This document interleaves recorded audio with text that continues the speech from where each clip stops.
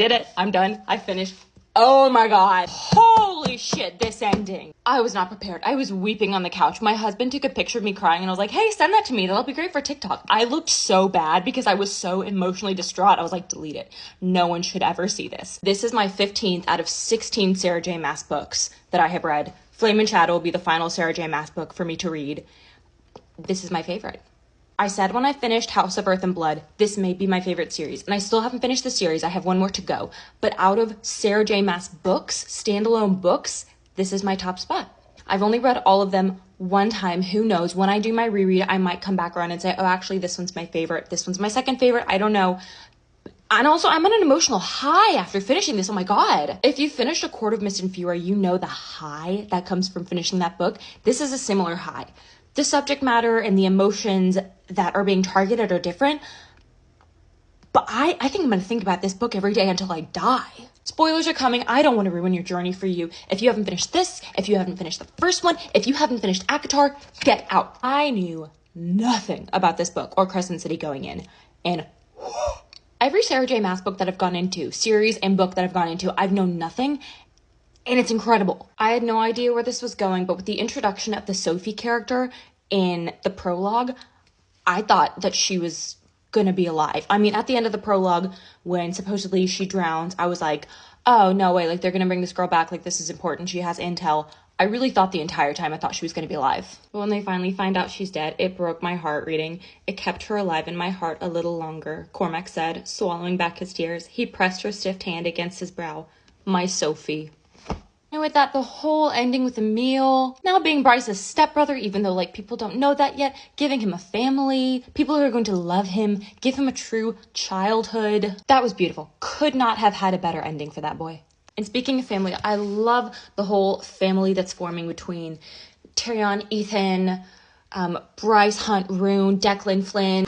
Like, a theme of this book is the isolation within species, the segregation that is happening. Obviously, a bunch of tension has come with the forming of this family, but the fact that they're spending so much time together, becoming true friends, there's like a brotherhood plus Bryce, and kind of plus Hypaxia now. I love that. I think it's so beautiful. The fact that everyone is taking it upon themselves to, like, truly get the most out of making a joke of Prince Hunt. And low-key, with the whole, like, Baxian being a rebel sympathizer, I thought maybe he was gonna, like, get his way into this friend group a little bit. And I'm sad that didn't happen. But him and Danica?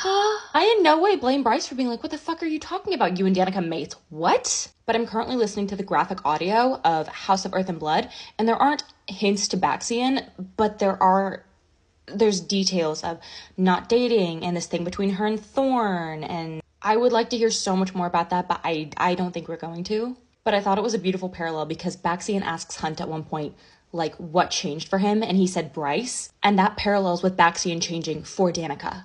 That being said, I mean, I feel like so many people feel this way, but can we not do another Danica secret? Like, it is annoying. I mean, I do feel like it makes sense, like, it wasn't just like, oh, she had this one secret as a plot convenience, like, she had a whole other life, like, she was a whole other person. I feel like that makes more sense than just, like, a small thing. But every time there's a new secret, I'm like, oh, come on, Danica.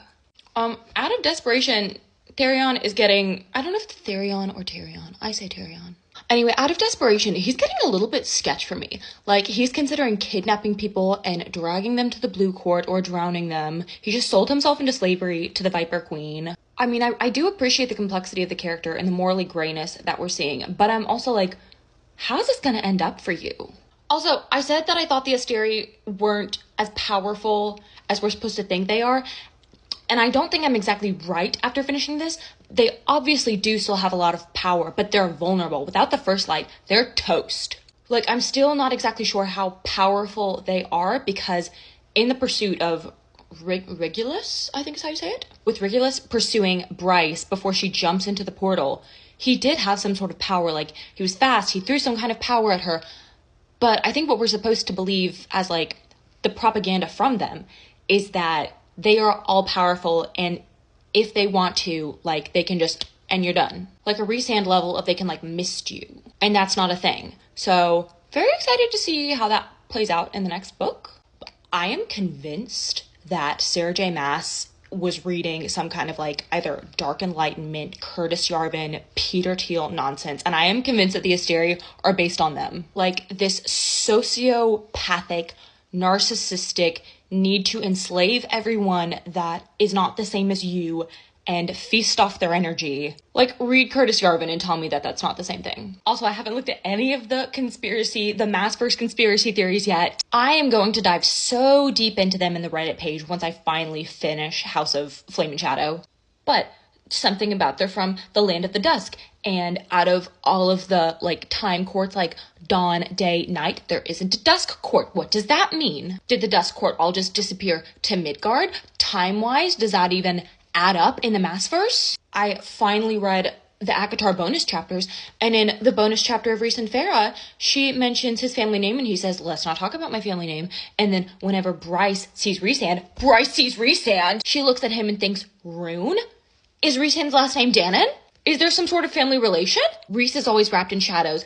Rune is always wrapped in shadows. If you've already figured this out, like, don't tell me anything yet. I still have another book and conspiracy theory rabbit holes to go down. But the tension that I was holding on to as I was reading that, like, I could feel the tears welling as I read the last chapter, but nothing was coming out yet because I was so tense and I was holding my breath. And as soon as I read the final line, I just, tears. All of that to say, this is my favorite Sarah J. Maas book I have ever read. This is easily my top 5, maybe top 3, maybe top 1, I don't know, books of all time. The writing that is this book. She has perfected her writing style. And all that being said, I am so scared to start this tonight because from what I've seen, y'all don't like it. I don't know if I've seen anyone say that they don't like the Crescent City series. I've seen people say that they either prefer Akatar or Throne of Glass, or this one was hard to get into, and this one was hard to get into. But I have seen people say they didn't like this. So I'm really nervous because I'm on a high, and she did so good, and she set things up so well. Starting tonight, I'll let you know how it goes.